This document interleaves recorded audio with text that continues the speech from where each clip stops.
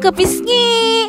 Kamusta naman mo tanan? Uy, Ginoo ko kadugay na ako wala naka-upload og video ay naka-update ang akong dashboard nga puwa-puwa na. Grabe nga niya ka-in love kay Meta. So busy naman gud kaayo. Oy, char, mura jud nangutana.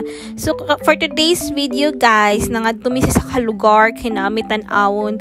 And kani siya is saba 30 minutes lang siya gikan sa amua. So medyo sudlonon siya pero okay man ang dalan kay patag na tapos sa unahan kay gisemento na o di ba? Namura nahimo na siya national highway pod if madugay ang mga panahonan kinasugdan naman siya. So mao ni diri guys ang area among giadtuan. Kani siya dinhi is ano ni siya, private property. So mao to siya, man na magtan-aw. Nangadto mi og dagat kay gusto man pud maligo sa akong pamangkin ug sa akong manghod. Tapos nagdala lang pud mi kakanin kay mga nito sa gilid. Nindot na siya diri guys, ganahan kaayo ko kay kanang basta nindot siya, it's so hard to explain. Charot. So mao ni guys, so diba, welcome to Busaon, Talaingon, Davao del Norte. O diba, lindot kayo niya. Sa unahan, butangan ni mo siya o kanang sabi tawag ato bungsod. O diba, libre ng isda guys. So mao na siya guys, ang area sa Busaon, unahan sa among gitan-aw nga pwesto. So mao na akong pamangkin guys. Happy kay siya kay ganahan mo siya mamunit na ng mga shell labo nagkanagakamang na ay mura na siya gibayo sa langit. Diba? Mura siya kanang naputay ikog. Mura na siya ganahan mo na siya dagat, ganahan siya mag-swim. So ako as di ganahan, sige naglakaw-lakaw, video, o diba, ligo na siya. Tapos, kaninga lugar, kaya lami, kahinluan guys, lami kay panilhigo ng mga basura draw.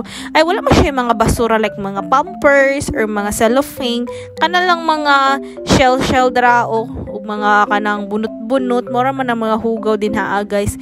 Limpyo man siya, kaso kailangan na din siya hinluan, no, kanang lami, jud kayo kanang crit gani nga, ianak ni mo sa bala sa mga tanggal ng mga basura o diba puhon amo nang silhigan kinindot yun ang gigil mi lami jud kay siya silhigan ay so mao na naligo na pud akong manghod bano na niya akong pamangkin dito masalam-salom na silang duha kasi lara man doon nagkasinabot o diba dili na siya mo siya black sand tapos dili kay clear ang tubig pero hinlo siya nindot man diri guys sa Busaon sa Talaingod binon sa Libuganon o diba tanaw-tanaw lang ko nila hello puhod maligo rami dinhi nindot lami kaayo ay kanang after ni mo work madto ka diri pa relax tanaw-tanaw sa dagat o diba kanang lingkod lang kaya magsugba-sugba lang kag isda dira sa gilid apait sulbad ang problema sa kaadlaw oy o diba lindot kay lami king hangin pa high tide naman gud ni siya guys.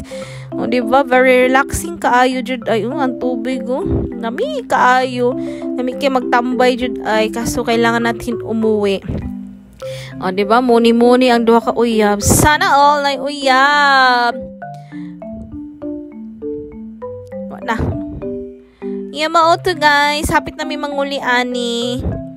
Mora niya mong gadto diri naligo akong pamangkin yung nagkaon-kaon yung istorya sa mga kasilinganan o di ba lami kay magbuni-muni oy ay nako wala ko may istorya ang sa paman ako i-share ani diri oy o di ba o mao na siya iyan nang gi waswasan kay padulong naman mi manguli ani. Oh, lipay kaya mong gamay titi nga ulitaw. Bitbito na lang na niya para dili mahugaw.